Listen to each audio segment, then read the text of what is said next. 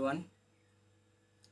आज हम लोग रुचिरा का तृतीय भाग का 10वां पाठ पढ़ेंगे, जिसका नाम है अशोक वनिका अर्थात अशोक वाटिका। वाटिका आप लोग समझते हैं, उद्यान, ठीक है। यह पाठ आदि कवि वाल्मीकि द्वारा रामायण के सुंदरकांड के 15वें सर्ग से लिया गया है। हनुमान जी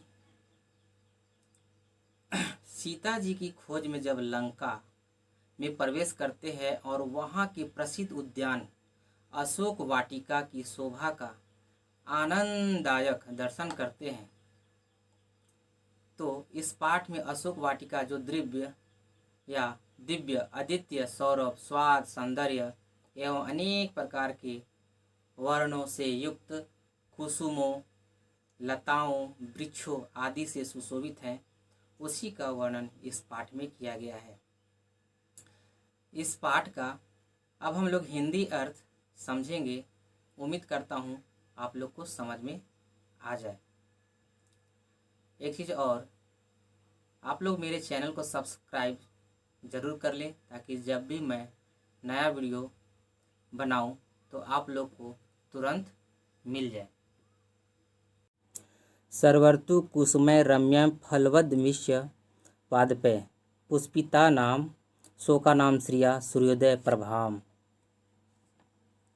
चलिए इसका हिंदी अर्थ यहाँ से यहाँ तक का समझिए। सर्वर्तु कुसुमय, जिसका अर्थ होता है सभी ऋतुओं में खिलने वाले फूल। फलवद वृक्ष मतलब फलदार वृक्षों से। पादपय मतलब वृक्षों से। पुष्पिता नाम शोका नाम यानी फूलों से युक्त अशोक वृक्ष का। और श्रिया का अर्थ होता है शोभा, ठीक है। और सूर्योदय प्रभाम मतलब सूर्योदय के समय की शोभा वाली। तो इसका हिंदी अर्थ यह हुआ कि सभी ऋतुओं में मिलने वाले फूलों से, फलदार सुंदर वृक्षों से, पुष्पों से युक्त अशोक वृक्षों से या अशोक वृक्षों की शोभा से सूर्योदय काल की छटा के समान वाली वाटिका को देखा। अर्थात अशोक वाटिका का जो सौंदर्य था वह बहुत ही अनुपम था। एक बार फिर से मैं रिपीट करता हूँ, ध्यान से सुनिएगा। एक बार फिर से मैं इसका रिपीट कर रहा हूँ। सभी ऋतुओं में मिलने वाले फूलों से, फलदार सुंदर वृक्षों से, शोभायमान पुष्पों से युक्त अशोक वृक्षों की शोभा से सुंदर काल की छटा के समान शोभा वाली वाटिका को देखा। अर्थात अशोक वाटिका का सौंदर्य बहुत ही अनुपम था। चलिए दूसरा देखिए। कर्णिकारय कुसुमितय किंसुकैश्च सुपुष्पय सुपुष्पतय सदेश प्रभया तेषां प्रदीप्त एव सर्वथा। फिर से ध्यान से सुनिएगा। कर्णिकारय कुसुमितय किंसुकैश्च सुपुष्पितय सदेश प्रभया तेषां प्रदीप्त इव सर्वथा। देखिए कर्णिकारय का अर्थ होता है कनेर से, ठीक है। कुसुमितय यानी फूल युक्त, किंसुकय मतलब पलाश से, प्रभया मतलब शोभा से, प्रदीप्त यानी प्रकाशित, इव अर्थात के समान, सर्वथा यानी सब ओर से, देश मतलब स्थान। इसका हिंदी अर्थ ये हुआ कि ध्यान से सुनिएगा। इसका अर्थ यह हुआ खिले हुए कनेर के फूलों से और फूलों से लदे हुए पलाश के पेड़ों से वह स्थान उनकी छट्टा से मानो चारों ओर से प्रकाशित था। अर्थात फल फूलों से युक्त सुंदर वृक्षों से उस स्थान की शोभा बढ़ गई थी, ठीक है। चलिए आगे देखिए। थर्ड नंबर पूर्णांगा। अब देखिए पूर्णांगा का अर्थ होता है नाग केसर नाम का एक वृक्ष होता है, उसके बारे में बोला गया है। पूर्णांगा सप्तपर्णाश्य चंपको दाल कासता विवृद्धमुल्ला बहवा शोभन्ते स्व सुपुष्पिता।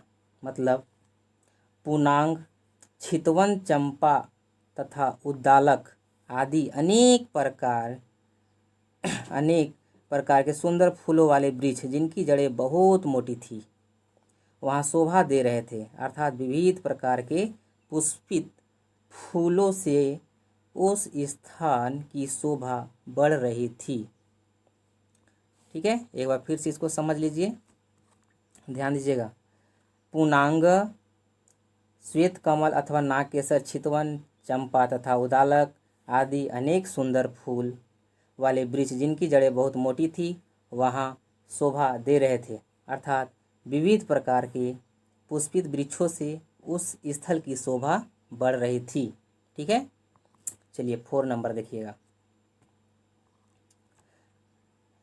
नंदनम विबुधो धानम चित्रम चैत्र रथम यथा अतिवृत्त मिवाचित्यम दिव्यम रम्य श्रियावितम। देखिए, नंदनम यानी नंदन नाम का उद्यान अथवा आनंदित करने वाला उद्यान। ठीक है, ध्यान से सुनिए, इसका हिंदी अर्थ समझिएगा।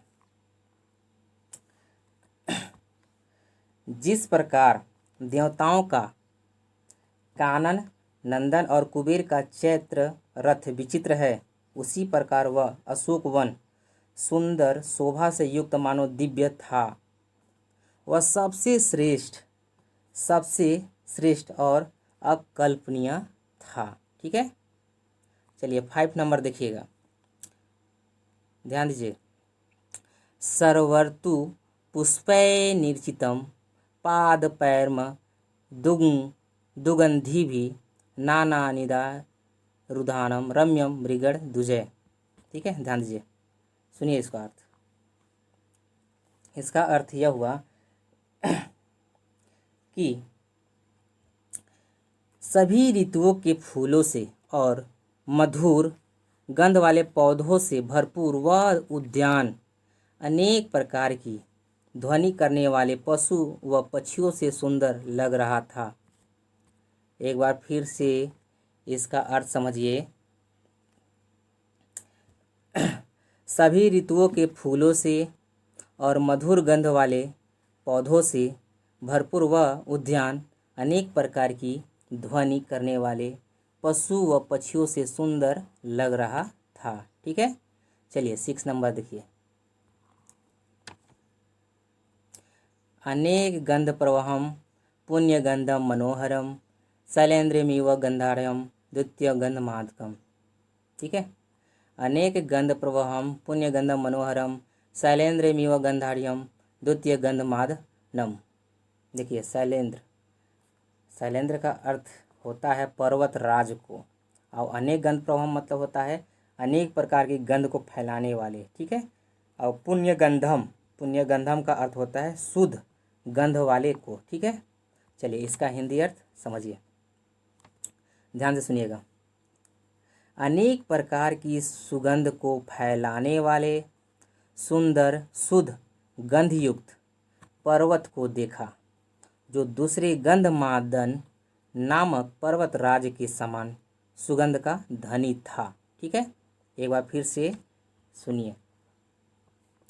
अनेक प्रकार की सुगंध को फैलाने वाले सुंदर शुद्ध गंधयुक्त पर्वत को देखा जो दूसरे गंधमादन नामक पर्वतराज के समान सुगंध का धनी था। ठीक है, चलिए 6 नंबर हो गया। अब 7 नंबर देखिएगा।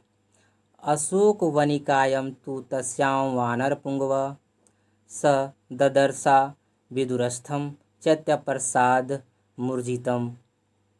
इसका अर्थ हुआ, देखिए, अशोक वनिकायम का अर्थ होता है अशोक वन में, और वानर पुंगवा का अर्थ हुआ श्रेष्ठ वानर किसको बोलेंगे हम लोग? किसको बोलेंगे? हनुमान जी को बोलेंगे। ठीक है, और ददर्श, देखिए यहाँ पे ददर्श मतलब देखा, और अभी दूरस्थम मतलब ज़्यादा दूर नहीं।